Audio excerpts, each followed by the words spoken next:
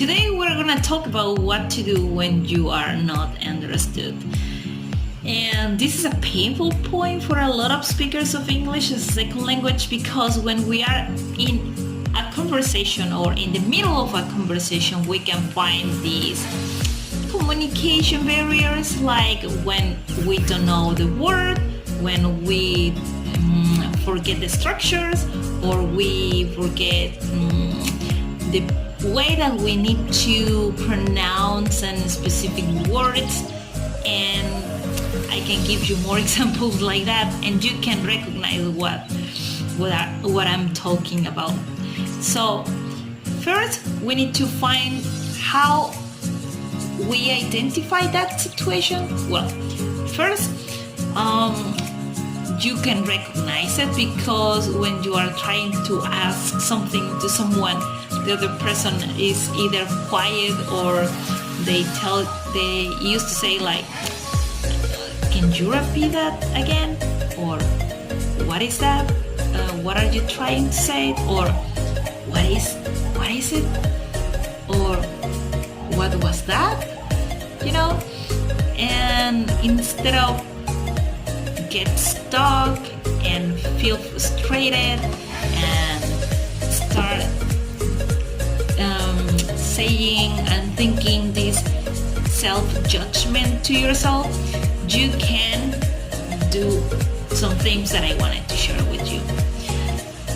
First, if you forget a word, you can replace it with synonyms.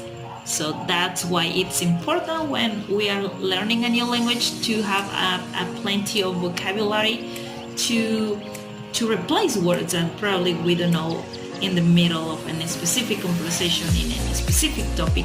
You can replace the word with another. The another one, so that is number one. And number two can be try to say the word again. But this time you can say it slowly, and you can say it slowly, and you can, if you can, identify what was that mistake. Probably you can identify if the structure was wrong, or you can identify if you mispronounce a specific letter or consonant, or if just is the pronunciation of the word.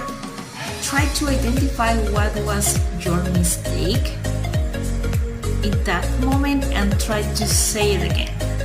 And I think that the other person is going to understand you. Just trust yourself that the other person is to understand you or is going to help you. Then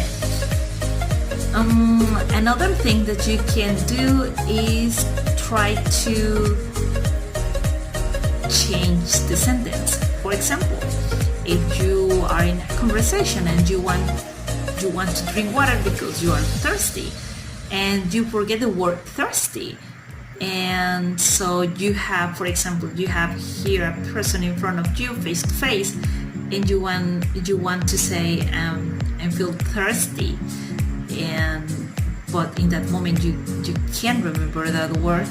You can say I would like to drink water, or I would like to drink something, and the other person is going to understand you that you are thirsty and you want to drink something. So change the sentence and don't feel afraid that you are going to stop or that you won't be able to continue the conversation. Just be patient with yourself and try to just think a little bit and shift the way that you were going to say the sentences, the structure, or the vocabulary that you are using. So be patient, try to find what was a mistake and try to say it again.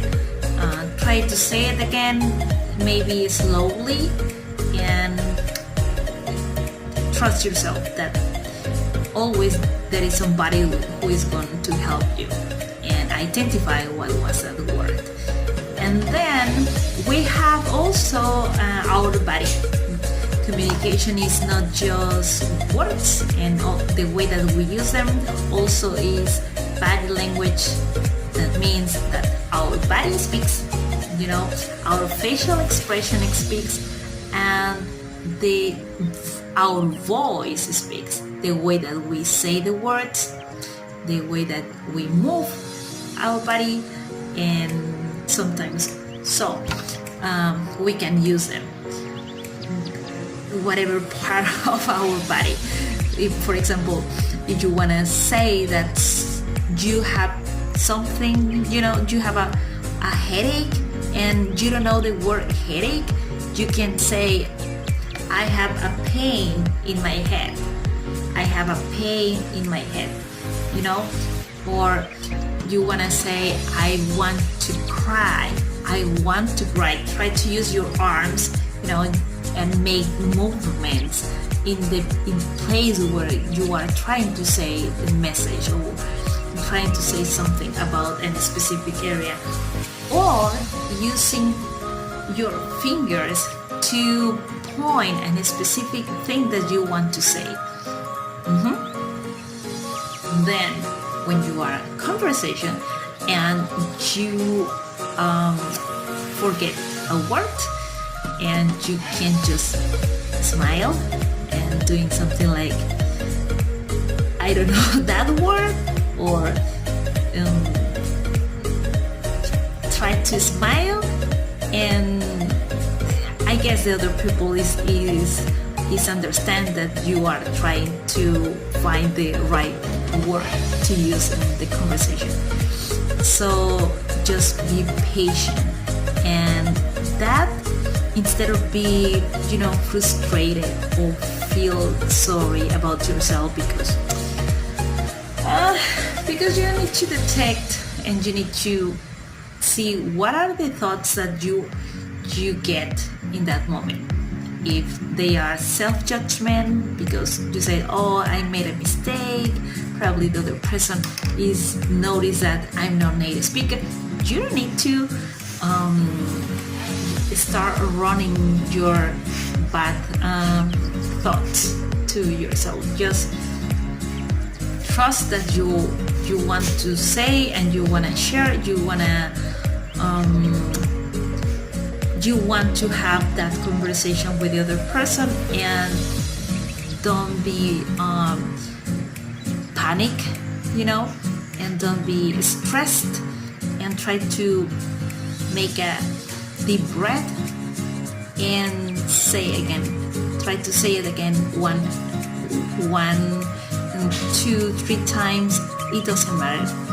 At the end of the day, you are gonna have the result, and just be patient. And also I wanted to share is that don't feel bad about making mistakes, because by making mistakes is the only way that we can learn, and is the only way that we can improve our speaking. And trust on you, trust on the other person, and you will be fine, and you feel proud that at least you speak 2 languages. I hope this video can help you, and welcome to my channel. My name is Sara, and I hope this can help you in your first conversation, and also in the conversation that you are going to have later. So thanks for watching. See you in the next video.